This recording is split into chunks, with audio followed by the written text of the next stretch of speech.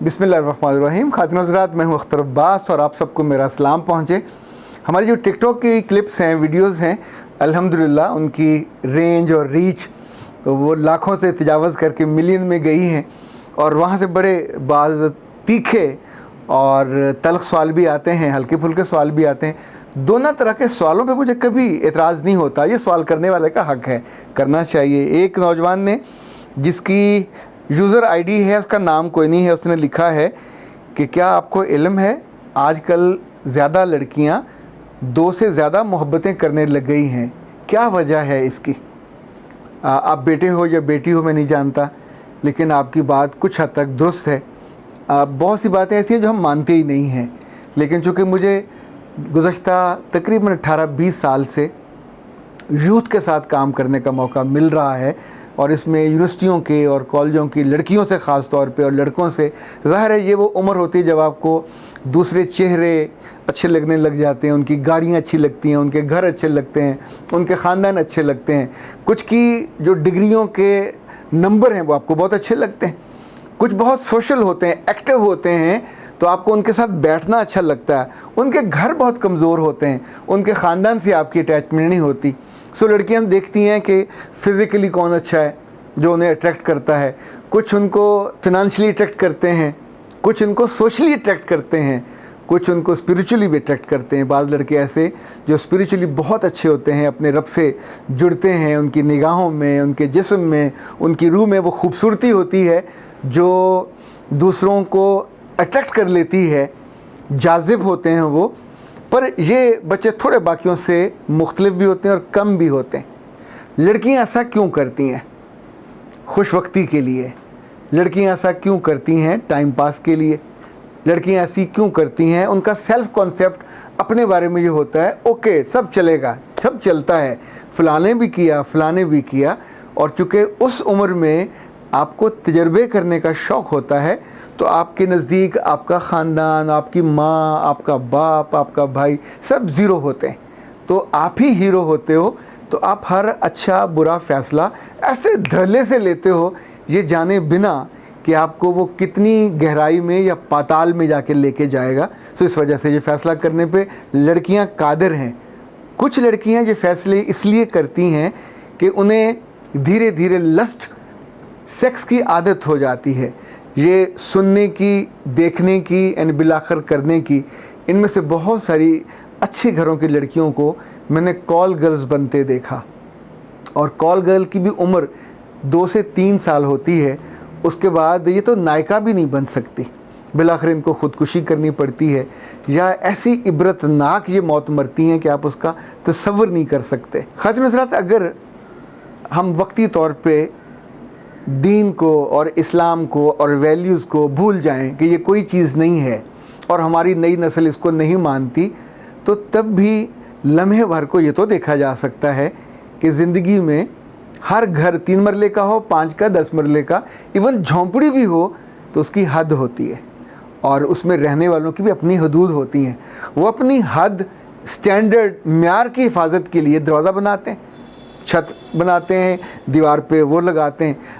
चले हम इससे भी एक आसान मिसाल लेते हैं। जिन घरों में पालतू बिल्लियाँ हैं या उनके डॉग्स हैं, तो उनके गलों में पट्टे होते हैं, ये साथ बैठती हैं, बड़े ख़ानदानी होने का मज़ा लेती हैं, गाड़ियों में पूरी पूरी सीटों पे वो बड़े कुत्ते बैठे होते हैं। पर याद रखिएगा, इन खूबसूरत और आसूदा रहने वाली जो पेट्स हैं, इनको गली के कुत्तों बिल्लों के साथ मैच नहीं कराया जाता, ना उनके साथ इनकी नस्ल चलाई जाती है। इनकी नस्ल के लिए हमेशा एक स्टैंडर्ड होता है कि आप उसी ब्रीड के या आला नस्ल के जानवर मेल के पास उसको लेके जाते हो। वो कोई आपके दोस्त का घर हो सकता है, वो किसी ऐसी जगह पे जहाँ वो मौजूद हो, क्योंकि आप नस्ल का ख्याल करते हैं कि जानवरों में भी, इवन कबूतरों की कीमत उसकी ज़्यादा होती है जो नस्ली होता है। लाहौर में मैं ऐसे स्टड फार्म को जानता हूँ जहाँ घोड़े के नस्ल चलाने के लिए 50 लाख रुपया तक दिया गया। यानी ख़ास तौर पे एक तो बड़े घोड़े होते हैं, एक जो पोनी छोटे घोड़े होते हैं। 2 बहुत मशहूर फैमिलीज़ हैं जिनके वाइट हाउसेस हैं लाहौर के आसपास, उनके अपने स्टड फार्म्स हैं। और हमारी बाज़ कोलीग्स को वहाँ जाने का इत्तेफाक भी हुआ। क्यों करते हैं लोग ये? अपनी नस्ल को हर गली के कुत्ते बिल्ले से बचाने के लिए। ये जो दीन होता है या समाज होता है या ख़ानदान होता है, दुश्मन थोड़ी होता है। ये अपनी बेटियों की हिफाजत के लिए होता है। ये उनके गिर्द दीवारें खड़ी करता है, उनको बचाता है ताकि हर किसी की एक्सेस में न चली जाएं।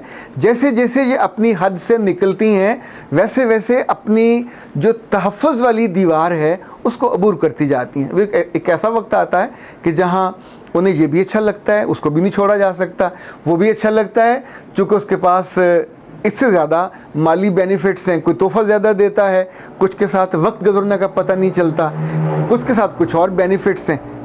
पर ये सारे बेनिफिट आपकी शक्ल के साथ और आपके जिस्म के साथ जुड़े होते हैं। ये जैसे जैसे लोग आते जाते हैं, आपको इस्तेमाल करते जाते हैं, वैसे वैसे आप केले के छिलके की तरह यूँ फेंके जाते हो और फिर लोगों के कदमों तले मसले जाते हो, लोगों की निगाहों से गिरते हो, अपने असातिज़ा की निगाहों से गिरते हो। जहाँ जहाँ ये बात ऐसे पता चलती है कि खुद आप सोचते हो मैंने तो किसी को नहीं बताया, उसने भी किसी को नहीं बताया, तो पता कैसे चलता है? अगर आपको नहीं पता चलता कि कहाँ से पता चलता है तो मैं आपको छोटी सी एग्ज़ाम्पल देता हूँ। जब कभी आदमी को रिश्वत लेता है तो वो अकेले में लेता है। रिश्वत देने वाला वहाँ से निकलने के बाद दुख में या खुशी में कब उसका काम हो जाएगा, कहीं ना कहीं इजहार ज़रूर करता है अपनी बीवी के पास, बेटे के पास, दोस्त के पास या उसके पास जिसने उसे वहाँ भेजा या अरेंज किया होता है। सो वो जो एक प्राइवेट कमरे में गुनाह किया होता है, कुदरत उसको चंद मिनटों के अंदर आसपास घुमा देती है और वो बंदा जो वहाँ बैठ के बिल्कुल आइसोलेटेड होता है और सोचता है कि किसी को इल्म नहीं है, वहीं पे छापा पड़ता है और पकड़ा जाता है। फिर रुसवाई होती है, फिर बदनामी होती है, फिर आपकी जॉब भी जाती है, इज़्ज़त भी जाता है, ख़ानदान भी जाता है। ये जो बच्चियाँ बेचारी इस चक्कर में पड़ती हैं, ये बुनियादी तौर पे खूबसूरत बच्चियाँ होती हैं। ये बच्चियाँ जो इस आदत में या लत में पड़ती हैं, ये बुनियादी तौर पे 3 तरह की होती हैं। बहुत बड़े घरानों की जिनके यहाँ वैल्यूज़ नहीं होती, इट मेक्स नो डिफरेंस, उनके यहाँ ये दोस्तियाँ चलती रहती हैं चूँकि उनको को पूछने वाला, बताने वाला, समझाने वाला, सिखाने वाला कोई नहीं होता। लाहौर में ऐसे तालीमी इदारे हैं जहाँ 60-70 हज़ार एक माह की फ़ीस है और अब वहाँ उनकी माँ बाप की एक्सेस में नहीं होते। वो जिनके साथ उठते बैठते हैं वो उनके मज़हब पे होते हैं। दूसरा, वो बच्चियाँ जो माली तौर पे कमज़ोर होती हैं या जिनके वालिदैन बहुत गरीब होते हैं, वो कॉलेजों में या यूनिवर्सिटियों में स्कॉलरशिप लेके या किसी ज़रिए से पहुंच गई, तो अब उनसे दूसरी अमारत, वो स्टैंडर्ड देखा नहीं जाता, तो वो लेट निकालने के लिए फिर मुख्तलिफ लोगों से दोस्तियां करती हैं और दोस्ती की कीमत अपना जिस्म होता है, अपनी इज़्ज़त, अपनी असमत वो लुटाती हैं। दरमियान से उनसे फिर गिफ्ट लेती हैं, उनके वो कपड़े, उनके जो मुख्तलिफ पहनने की चीज़ें, मेकअप, उनके सैर सपाटे। उस वक्त उन्हें लगता है कि एकदम से मैं बेहतर हो गई और आई एम द विनर, पर in fact she is not the winner. ये तो लूज़र्स में से भी सबसे आखिरी लूज़र में से होते हैं। तीसरी बच्चियाँ वो हैं जो नॉर्मल से घरानों से होती हैं और ये इनोसेंट होती हैं। इनसे एक दफ़ा गलती होती है और उसमें ये लुट जाती हैं, तो उसके बाद अपनी बेवकूफ़ी से, अपनी हमाकत से ये सोचती हैं कि ये मेरा नुकसान हो गया, मैं इससे बदला लेती हूँ। तो बदला लेने के लिए वो किसी और से दोस्ती करेंगी। इसी दौरान वो पिछला जो है वो वापस आ जाता है, तो अब वो भी दोस्ती हो गई, नई भी हो गई। अब उनसे दोनों में से एक को छोड़ा नहीं जाता। दोनों गलत होते हैं, दोनों नाजायज़ होते हैं, दोनों उसका फ़ायदा उठाते हैं और फिर एक गैप, एक वहाँ से कम होता है, दूसरा वहाँ आता जाता है और धीरे धीरे आप इस लाइफस्टाइल के आदी हो जाते हो। ये सख्त बात है, तल्ख़ बात है, पर याद रखिएगा तलखियाँ घूंट घूंट पीने की बजाय कभी बैठ कर उनका तज़किरा करना चाहिए ताकि उनकी शिद्दत से और हिद्दत से बचा जा सके। वरना एक पूरी नस्ल है जो इस आग में जली है, जल रही है और ज़ाहिर है आने वाले दिनों में और जलेगी। उनको बचाने कोई सरहद पार से नहीं आएगा, किसी और मुल्क से कोई नहीं आएगा, किसी दूसरे सूबे से भी कोई नहीं आएगा, किसी दूसरी बरादरी से भी कोई नहीं आएगा, किसी दूसरे ख़ानदान से। किसी को क्या पड़ी है कि एक ऐसी बंदी को बचाने के लिए आए कि जो उनकी आँखों की तरावट की बायस है, उनके जिस्म के लिए वो नाजायज़ और गुनाह की सही लेकिन आसूदगी का बायस, वो क्यों समझाएगा? तो समझाने वाले तो वो होंगे जो इसको पसंद नहीं है, जिनकी बातें, जिनके चेहरे, जिनके घर और जिनकी अक़दार इसे अजीज़ नहीं है। उन्हीं से तो दुलतियाँ मारती ही, छड़े मारती, भागती वो यहाँ तक पहुँची कि जिसके बाद अब उसके लिए कोई जायपना भी नहीं है। अल्लाह ना करे किसी बच्ची को ये दिन देखना पड़े, लेकिन याद रखिएगा सिर्फ़ दुआ से इस दुख से नहीं बचा जा सकता जब तक आप अपनी फुल एफ़र्ट लगा के अपने आप को रोकते नहीं हो और अपने आप को बचाते नहीं। अख्तर अब्बास को इजाज़त दीजिए। अस्सलाम वालेकुम।